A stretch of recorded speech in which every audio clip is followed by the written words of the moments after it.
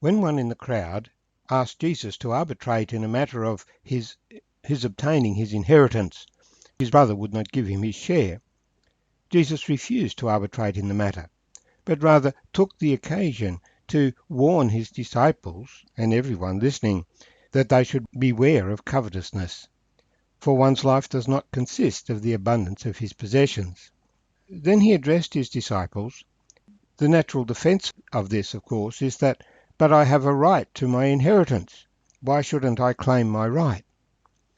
And Jesus' response was to say to his disciples, life is more than food.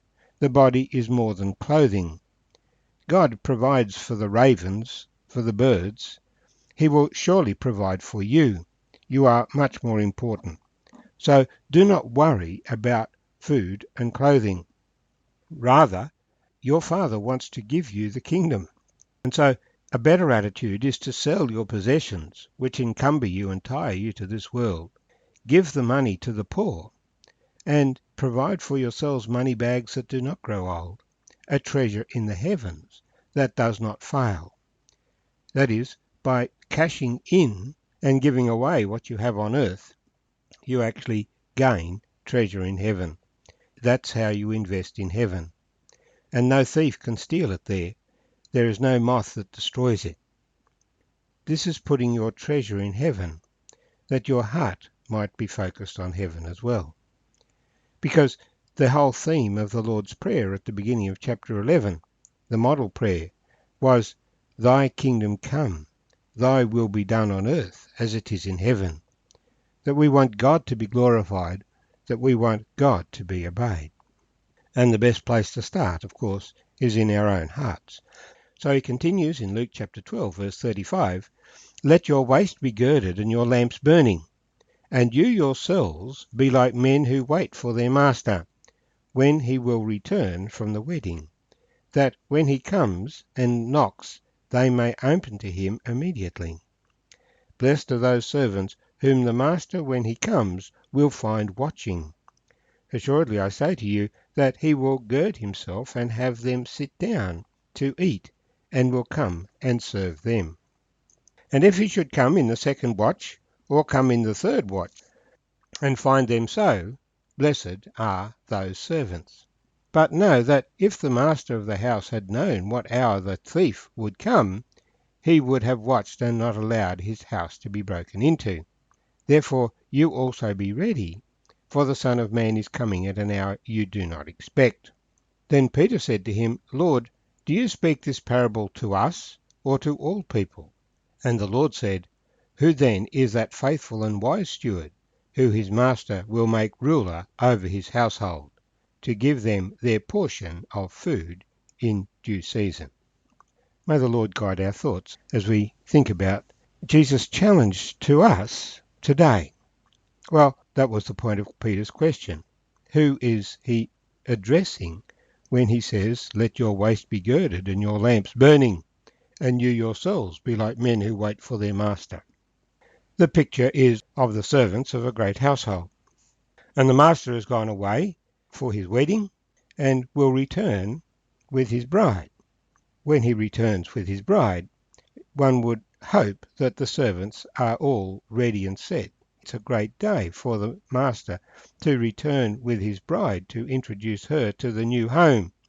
And it will be a pretty dull kind of return if the servants have all gone to bed, the house is dark and cold. What one would be hoping for would be that the lights would be on, that the servants will be ready to open the door as soon as he knocks, and that everything will be ready to welcome the master and his new bride into the home.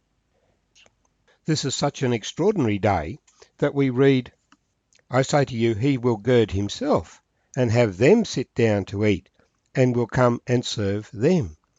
The normal practice in the routine day is the servants serve the master.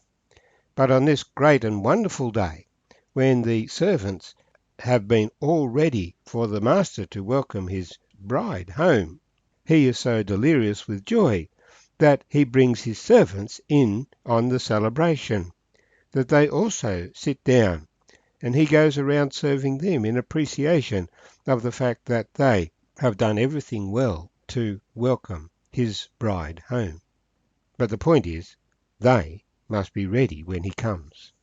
Now, from an eschatological point of view, the picture here is of the return of the Lord Jesus Christ, for he is the master. The house is the nation of Israel, and the Lord has gone away.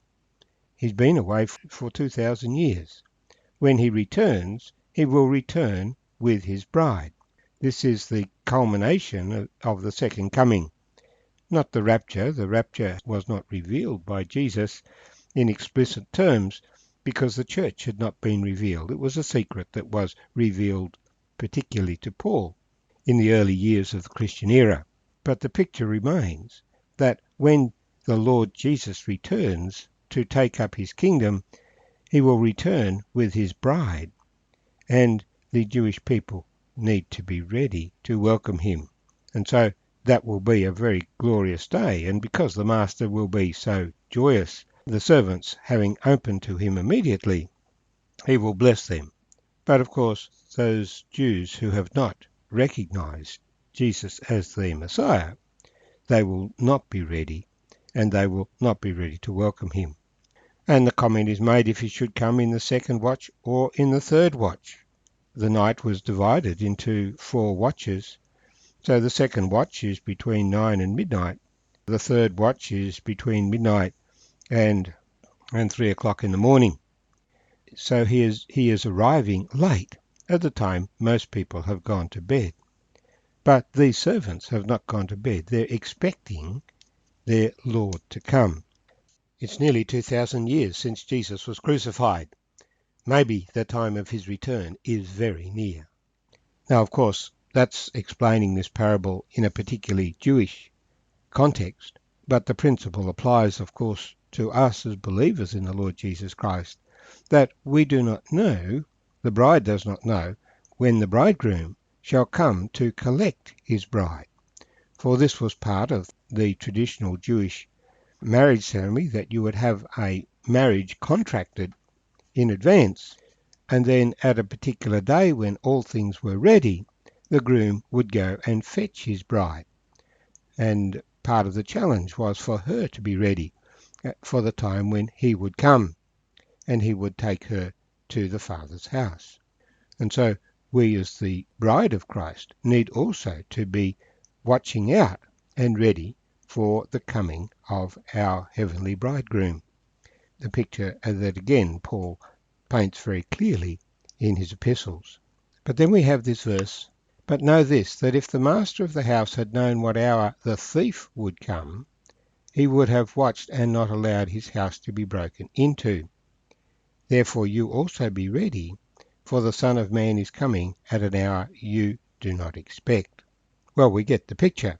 A thief normally comes at a time you do not expect him. He watches and waits till you are asleep. If you knew the thief is coming, you wouldn't go to sleep, and you wouldn't allow him to break into your house. But because you don't know, then he is effective. The time when the Lord Jesus shall return is a secret that has not been revealed to any man. There is just a promise that he will come. And when he comes, before what's known as the Great Tribulation, it will be to call his bride to himself, come to collect his bride. And the house in that context is the kingdom of this world, which is under the sway of Satan. He is the prince of this world. But many in this world have given their allegiance to Jesus Christ. And so the Lord will come at a time when Satan does not know and the world is not expecting, to take those who are committed to him to himself. Satan will then seek to prevent Jesus returning in power and glory to claim the kingdoms of the world as his own. But the nation of Israel, the servant of the Lord, will prepare the way for him, declaring that the kingdom of heaven is at hand. While Antichrist will stir up the nations of the world to resist the return of the Lord Jesus in power and glory. And so the Lord concluded his message here, saying, "You also must be ready, for the Son of Man is coming at an hour you do not expect.